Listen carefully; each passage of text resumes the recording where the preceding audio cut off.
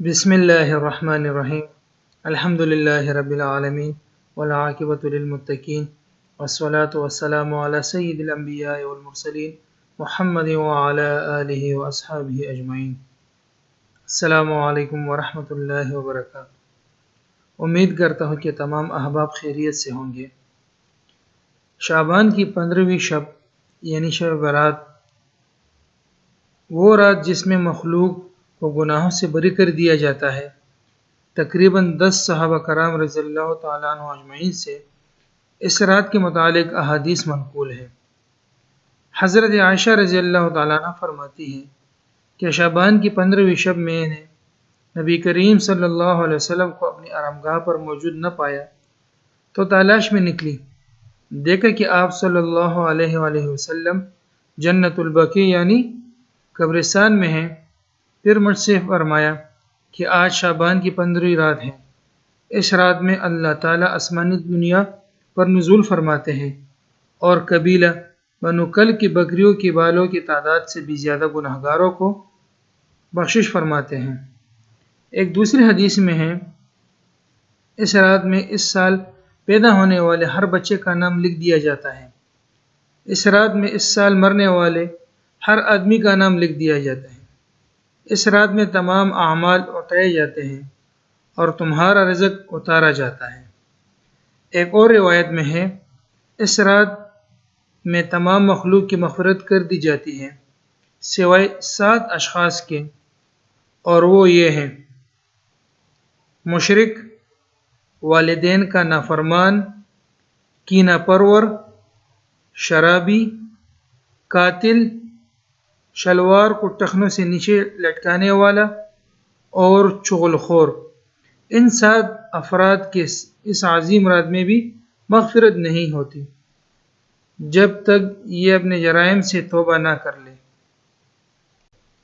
حضرت علی رضی اللہ تعالیٰ عنہ سے روایت منقول ہے کہ اس رات میں عبادت کیا کرو اور دن میں روزہ رکھا کرو۔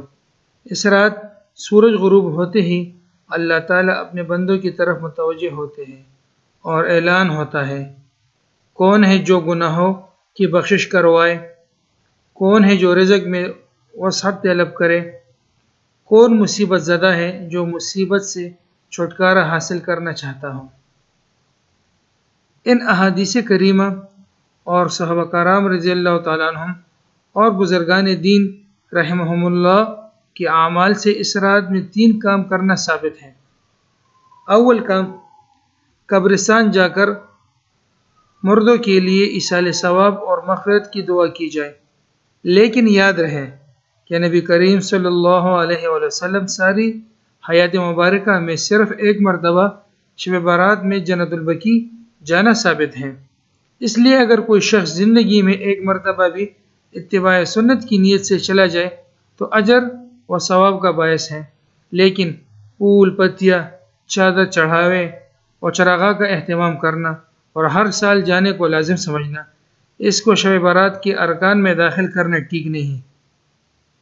جو چیز نبی کریم صلی اللہ علیہ وسلم سے جس درجے میں ثابت ہے، اس کو اسی درجے میں رکھنا چاہیے، اسی کا نام اتباع دین ہے۔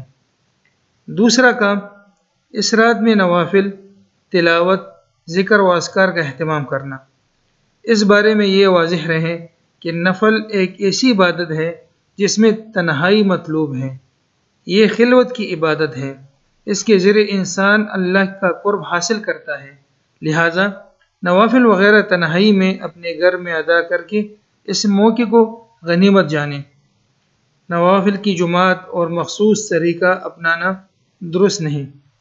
یہ فضیلت والی رات شور و شغب اور میلے اجتماع منعقد کرنے کی رات نہیں ہے، بلکہ گوشہ تنہائی میں بیٹھ کر اللہ سے تعلق استوا کرنے کی قیمتی لمحات ہیں، ان کو ضائع ہونے سے بچائیے۔